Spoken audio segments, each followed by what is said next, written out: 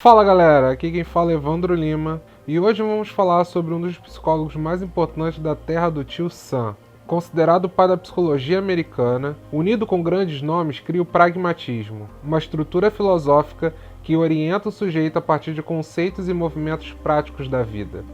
Se você já gostou do tema, deixa seu like e vamos desmembrar a história desse grande psicólogo. Bora lá? William James nasceu em Nova York em 1842. Filho de um teólogo sueco e irmão de um grande romancista americano.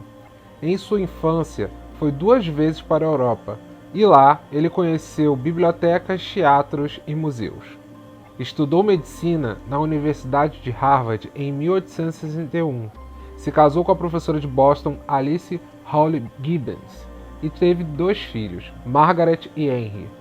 Durante a sua viagem à Europa, James estudou pintura com William Morris Hunt, um famoso pintor norte-americano. Em 1861, ele ingressou à Escola Científica de Lawrence, da Universidade de Harvard.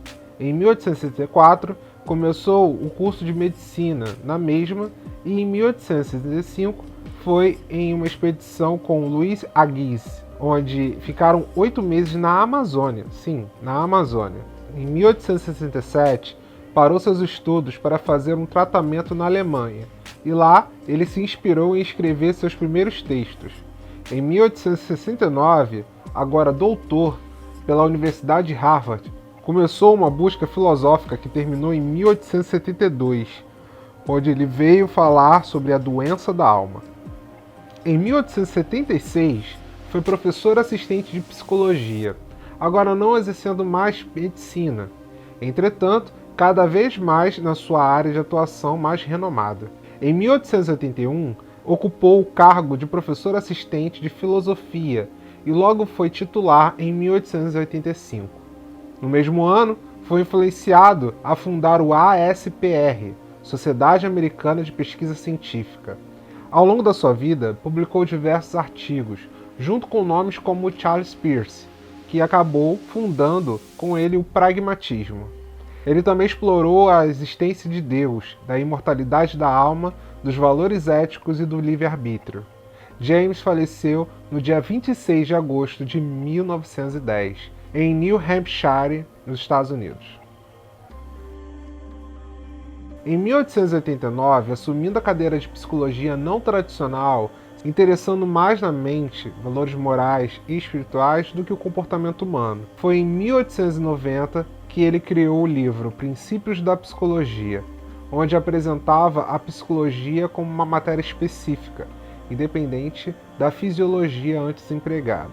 Em sua tese, James alega que existe uma relação causal entre fenômenos psíquicos e as sensações nervosas, onde as perturbações viscerais que originam os estados emocionais e não o inverso, estavam equivocadas. Em outras palavras, era preciso haver um estímulo para que algo dentro da psique do sujeito se transforme, e não tendo uma análise já determinada como já era com os psicólogos anteriores, inclusive os da época dos experimentalistas. Sua filosofia pragmática foi responsável por aqueles que seriam a maior contribuição da escola chamada pragmatismo. Em tese, já existia uma teoria vigente para o conhecimento, que seria o racionalismo, desenvolvida por Descartes, um sistema onde não precisa da experiência do sujeito, e sim somente um método para colocar alguém em algum lugar. Agora, com pragmatismo, entende-se que somente com a participação da experiência do sujeito, de fato, o conhecimento é adquirido. Nesse sentido, o conhecimento nunca pode ser originado, e sim transformado a partir da própria experiência e observação do indivíduo. Essa é a base para a criatividade, que é a transformação de ideias que já estão em voga na sociedade, diferentemente da originalidade, que seria a ideia de criar ideias sem uma experiência anterior. Hoje sabemos que o desenvolvimento da tecnologia só se subentende pelo pragmatismo e não mais pelo racionalismo. Podemos até ter um Tesla da vida que faz coisas que talvez ninguém vá usar, Porém, a tecnologia está muito mais movida em necessidades como, por exemplo, o Pix, o Ring Light ou cartão de aproximação. Foram algumas ideias atuais que geraram um pragmatismo. Logo, uma necessidade natural de vir ao acontecer algo para se desenvolver. O pragmatismo vem do grego prática, ação, o que seria um reajuste de ideias, junto com os sentidos daquele que é estimulado. Neste caso, a unidade entre ideia e sentido, até então sempre dividida pelos filósofos, agora é unida, assim como Immanuel Kant tentou fazer em sua base teórica. Essa base teórica vai dar o entendimento de outra palavra, crença. Tal crença é uma ideia ou pensamento que se decorre de uma ação. E tal crença repetida várias e várias vezes vai gerar o que chamamos de hábito. E é importante falar sobre essas duas palavras que as abordagens existenciais e cognitivas vão se basear em suas fundamentações futuramente. Então, se você quer saber, continue vendo nossos vídeos. O que James vai trabalhar é com um sistema de crenças como uma ferramenta, um aspecto vivencial. Seu pragmatismo está baseado na base física da ferramenta. Logo, sentimentos poderiam ser físicos, caso tivesse consequências. Logo, seria uma verdade. O amor só seria amor a partir de uma série de processos físicos que gerariam aquele sentimento.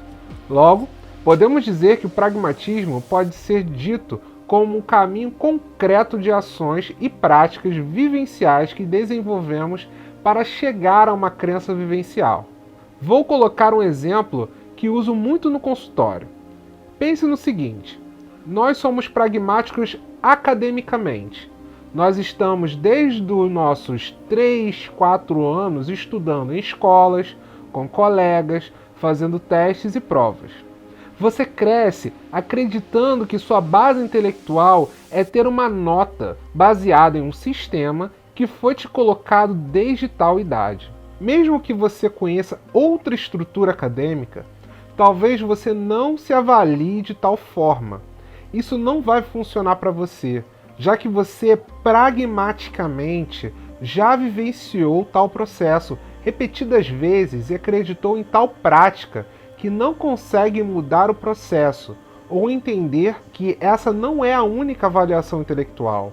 Isso pode acontecer com relacionamentos, amizade, investimento, etc. Bom, se você gostou do vídeo, curta e comente. Esse vídeo foi muito difícil de fazer, então dá uma moral, divulgue para os seus amigos e se inscreva no canal. Até mais e bons estudos!